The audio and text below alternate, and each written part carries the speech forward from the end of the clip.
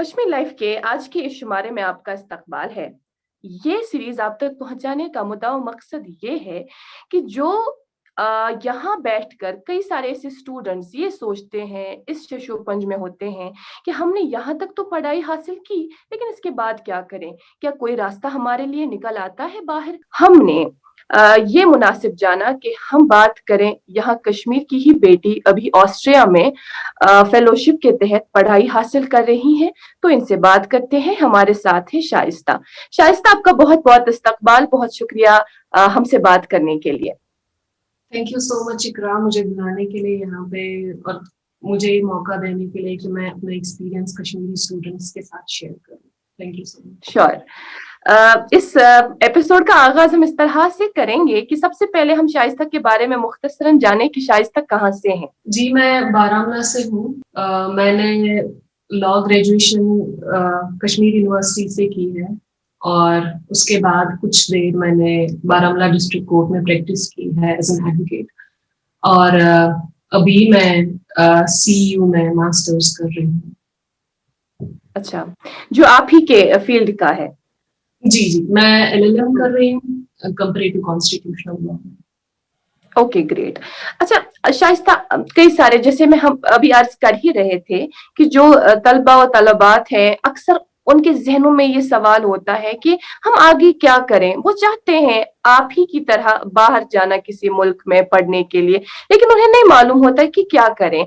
आपसे हम जानने की कोशिश करेंगे, जब आपने इस जहन में सोचा कि आप कश्मीर में नहीं पढ़ेंगी बल्कि आप बाहर पढ़ेंगी, अभी आप शायद ऑस्ट्रिया में हैं, तो क्या तरीका था, क्या रास्ता था? जी, मैं एक बात यहाँ पे क्लियर करना चाहूंगी कि होता है कश्मीरी स्टूडेंट्स को उतना एक्सपोजर नहीं मिलता है और हमें कहीं ना कहीं ये लगता है कि हम और स्टूडेंट्स से कम है, पर ऐसा बिल्कुल भी नहीं है। ये बस इतना है कि हमारे पास अपॉर्चुनिटीज नहीं होती है। जब मैं भी कश्मीर में थी तो higher education, to be very honest, was not possible for me, क्योंकि काफी इश्यूज थे। फाइनेंशियली था, बहुत मसला था फाइनेंशियली भी। पर फिर मेरे फ्रेंड्स अप्लाई कर रहे थे CEU के लिए। हमने गूगल सर्च किया CEU, सेंट्रल यूरोपियन यूनिवर्सिटी। इसका ये बेनिफिट है कि ये बहुत यूजर फ्रेंडली है। गूगल सर्च करके हमने एक यूनिवर्सिटी देखी, हमने अप्लाई किया और मेरी सिलेक्शन हो गई और वैसे करके मैं यहाँ पे आ गई। लेकिन अभी जब आपने कहा कि आपने गूगल सर्च किया, उसके बाद आपने अप्लाई किया, क्या अप्लाई करना उतना ही आसान है? क्या प्रोसीजर रहता है? जी, अप्लाई करना तो वैसे आसान है, पर क्या होता है ना कि स्टूडेंट्स को पता नहीं होती है क्या करना है, कैसे करना जी। है। तो तब बेसिकली अगर हम CEU की बात करेंगे तो यहाँ पे अप्लाई करने के टाइम हमें बस फोकस करना पड़ता है अपने रिज्यूमे पे। हमारा रिज्यूमे कितना वेल बिल्ड है, और एक हमारा एंट्रेंस एग्जाम होता है, वो वाइवा हमारा होता है। उस के बेसिस पे यहाँ पे एडमिशन हो जाता है। बस हमें फोकस सिर्फ उन दो चीजों पे करना है कि हम अपना रेज्यूमे अच्छे से बिल्ड करें और जो वाइवा में है उसमें अच्छे से परफॉर्म करें। बेसिकली वाइवा से 24 आवर्स पहले हमें एक प्रॉब्लम मिलती है। अगर लॉ का हो तो एक केस लॉ मिल जाता है, या अगर किसी और डिपार्टमेंट से हो तो उनको एकेडमिक सबमिशन करनी पड़ती है। फिर उस सबमिशन के बेसिस पे या उस प्रॉब्लम को डिस्कस करने के बेसिस पे जो इंटरव्यू में हो जाता है उस पे सिलेक्शन हो जाती है। अच्छा, एक और बात हम आपसे जानना चाहेंगे। जैसे हमने अक्सर देखा है कि यहाँ के कई सारे ऐसे स्टूडेंट्स जो बाहर यूनिवर्सिटीज में अप्लाई करना चाहते हैं, जिस फेलोशिप के तहत अभी आप बाहर ज़ेर तालीम है, आप उसका नाम बता सकती हैं, क्या है? जी, बेसिकली हम ये जो हमारी यूनिवर्सिटी है इसका ये बेनिफिट है कि हमें सेपरेटली फेलोशिप्स के लिए अप्लाई नहीं करना पड़ता है। अच्छा, अच्छा। हाँ, तो यहाँ पे हम जब यूनिवर्सिटी में अप्लाई करते हैं, अगर हमने यहाँ पे क्वालिफाई किया तो हम हमारे परफॉर्मेंस के बेसिस पे हम स्कॉलरशिप भी पाते। अभी मेरे पास CU मास्टर्स स्कॉलरशिप है, तो वो उसके लिए मुझे सेपरेटली अप्लाई नहीं करना पड़ा। पर उन स्टूडेंट्स के लिए जो डिफरेंट स्कॉलरशिप्स के लिए अप्लाई करना चाहते हैं या CU के बगैर किसी और यूनिवर्सिटी में अप्लाई करना चाहते हैं, मैं उनके लिए बोलना चाहूंगी कि हमारे पास एक NGO है कश्मीर में, उसका नाम कश्मीर एजुकेशन इनिशिएटिव है। मैं वहाँ ओके। की स्कॉलर हूँ और उनका सबसे बड़ा ये इम्पैक्ट आपकी लाइफ में रहता है कि they guide you not only during your application but also after your application. Like अच्छा। मैं उनके पास गई, काफी मामला थे जिनमें मुझे उनकी हेल्प चाहिए थी, बीट स्कॉलरशिप और बीट मेंटरशिप। तो उन्होंने ना सिर्फ मेरी हेल्प मेरी प्रोसेस के दौरान की, पर जब मैं आज यहाँ पे हूँ वो अब भी मेरे साथ कांटेक्ट में और अब भी मेरा हाल चाल पूछते हैं।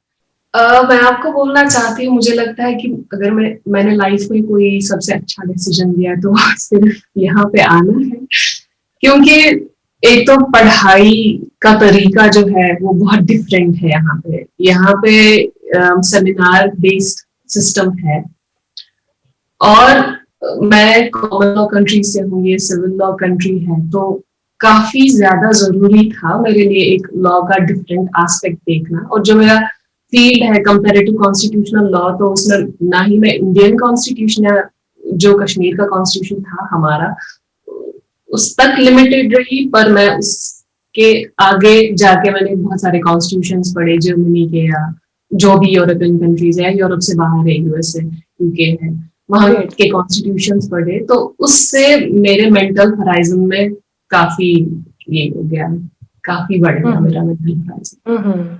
जी, तो मुझे लगता है कि ये सबसे अच्छा डिसीजन था मेरा।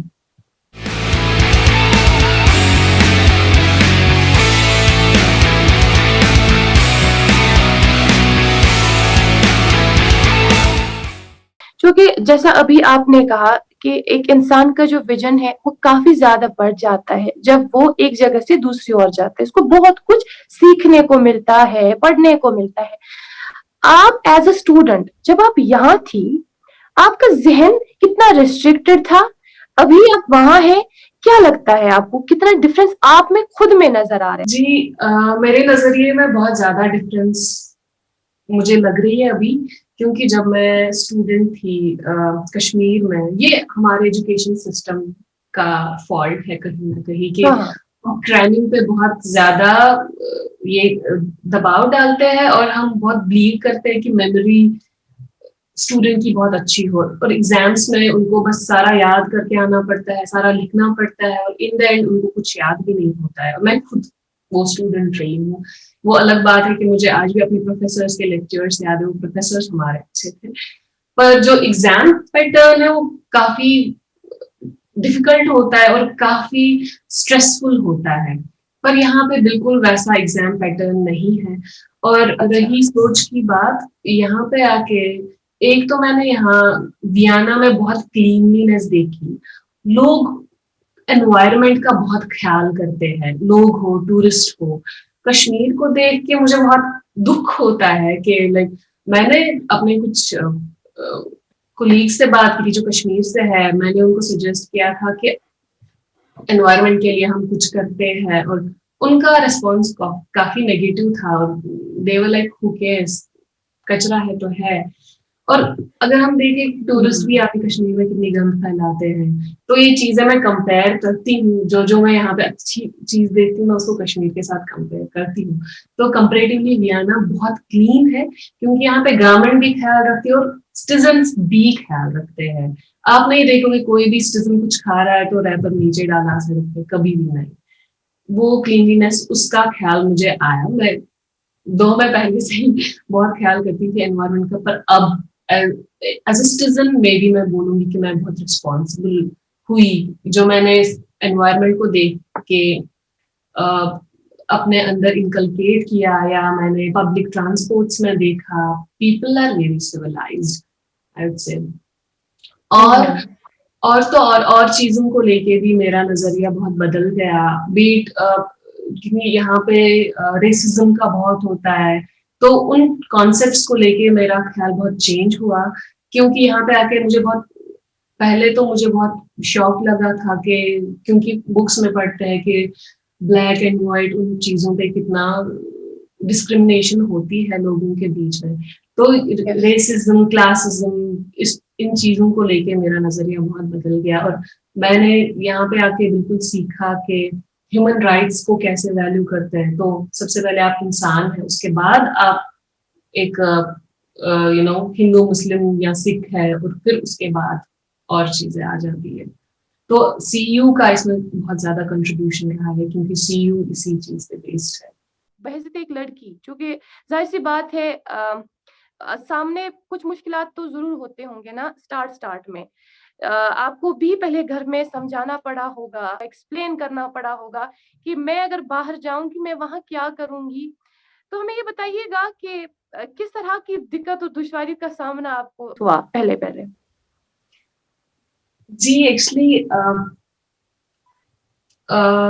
मेरी फैमिली बहुत अंडरस्टैंडिंग है। Actually my mother is taking care of me and like she has taken care of my education and all. तो वो खुद भी बहुत समझदार है। उनको मैंने बोला कि मैं जा रही हूँ, मुझे स्कॉलरशिप मिल रही है, वियना में है, वियना बहुत सेफ है। She was just concern about my safety, और मैंने बोला कि सेफ है।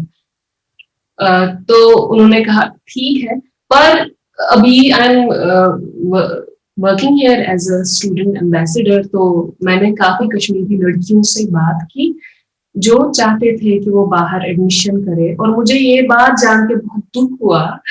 और मुझे हैरान भी मैं बहुत हो गई कि कुछ लड़कियों को हमारे कुछ सीनियर प्रोफेसर्स ने कहा था कि जी अगर आप बाहर जाएंगे तो सोसाइटी आपको एक अलग नजरिए से देखेगी, एक डिफरेंट नजरिए से देखेगी।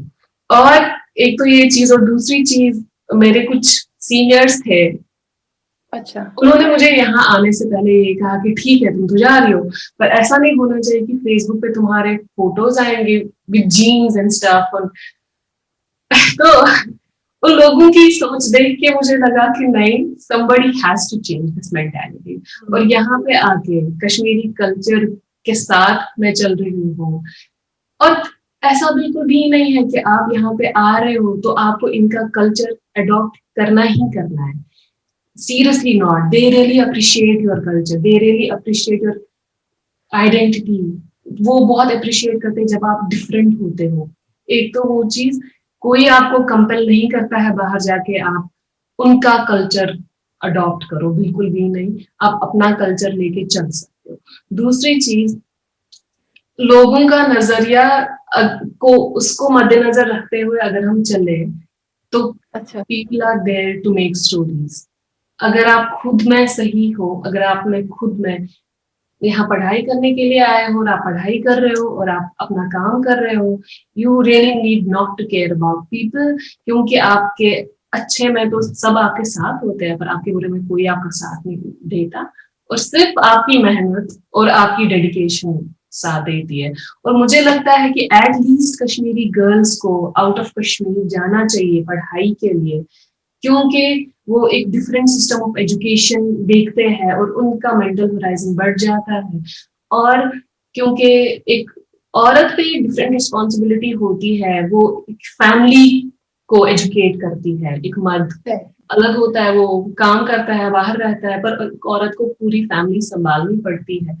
तो अगर एक माँ, वेल एजुकेटेड माँ वो जो उन सेट रूल्स के बाहर सोचती हो, वो एक फैमिली को, वो अपने बच्चों को उनकी तरबियत करे, तो इंशाल्लाह हमारा कश्मीर बहुत आगे बढ़ जाएगा। और जो हम सफर कर रहे हैं इन टर्म्स ऑफ एक्सपोजर या इन टर्म्स ऑफ अपॉर्चुनिटीज, वो इंशाल्लाह फ्यूचर में जाके ठीक हो जाएगा।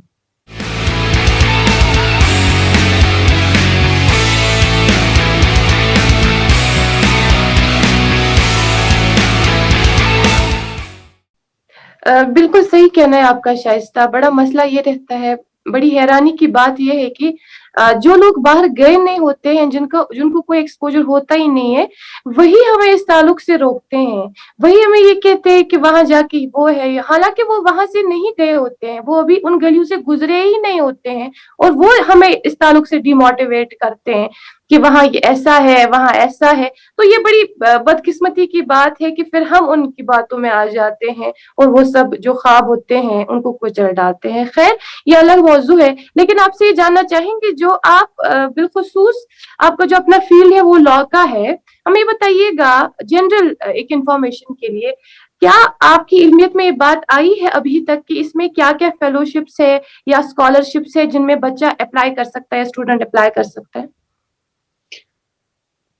जी, फेलोशिप्स तो काफ़ी है, लाइक मेरे काफ़ी क्लासमेट्स रोड्स स्कॉलरशिप पे गए हैं, शील्डिंग पे गए हैं कहीं। पर मैंने अप्लाई नहीं किया क्योंकि कश्मीर में जब मैंने अप्लाई किया तो कश्मीर में हालात खराब थे और सिर्फ ये यूनिवर्सिटी बची थी विद अ डेडलाइन।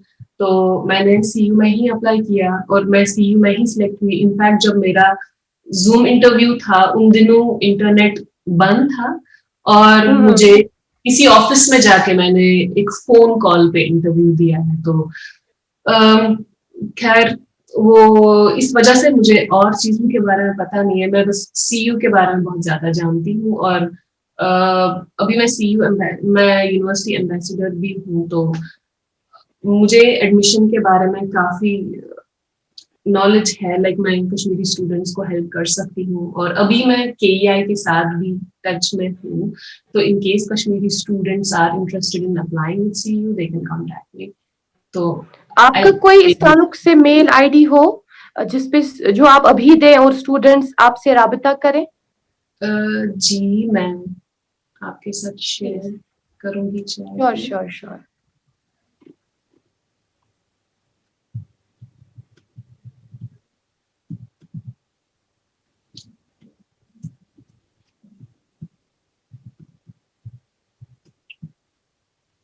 ये मेरा ईमेल आईडी है, तो स्टूडेंट्स मुझे ईमेल ड्रॉप करके कांटेक्ट कर सकते हैं।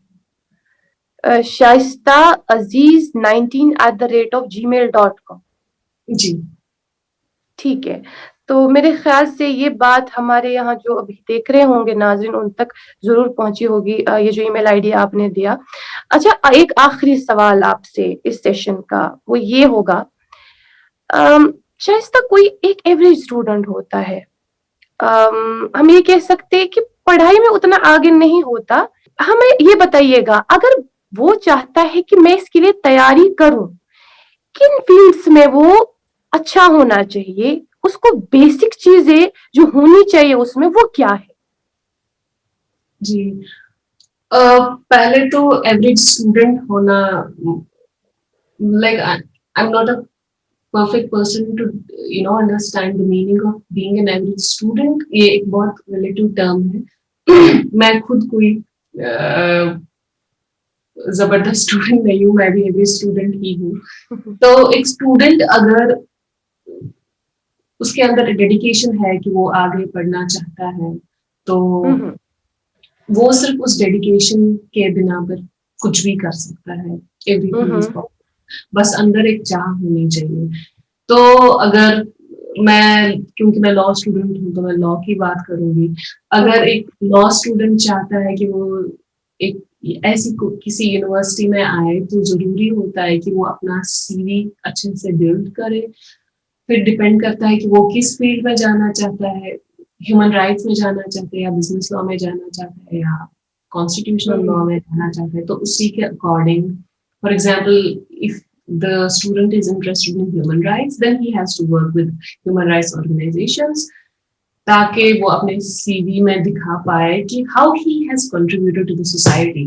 बस उनको यही चीज अपना काम करके या अपने इंटर्नशिप्स करके उनको सिर्फ सोसाइटी में अपना कंट्रीब्यूशन दिखाना है और कुछ नहीं करना है। और मैं ये बात भी बोलना चाहूंगी कि जरूरी नहीं है कि आपका 95% हो या 94% हो, इट्स रियली नॉट इम्पोर्टेंट। क्योंकि यहाँ पे सीयू में या किसी और यूनिवर्सिटी में आपकी क्रिएटिविटी देखी जाती है, आपकी मेमोरी नहीं देखी जाती। आप कितने अच्छे से एक चीज कंप्रेहेंड कर पाते हो और उसको कितने अच्छे से प्रेजेंट कर पाते हो, वो मैटर करता है। आपको कोई चीज याद कितनी रहती है, याद मतलब वो बहुत फोटोग्राफिक मेमोरी आपकी है कि नहीं, वो मैटर बिल्कुल भी नहीं करता है। जी, जी, जी। बहुत-बहुत शुक्रिया। हमें उम्मीद है कि आज का जो ये सेशन है और जो हमें देख रहे हैं वो इससे इस्तिफ़ादा ज़रूर लेंगे। और बिलख़ुसूस जो लड़कियाँ हैं, जो जिनके ज़हनों में कई सारे ख़यालात होते हैं या वालिदैन के ज़हनों में कई सारे ख़यालात होते हैं, तो हमें उम्मीद है कि आज के इस सेशन में जो ख़दशात थे वो काफ़ी हद तक दूर ज़रूर हुए होंगे। बहुत-बहुत शुक्रिया Shaista. Thank you so much for being with us. Thank you so much. Thanks a lot.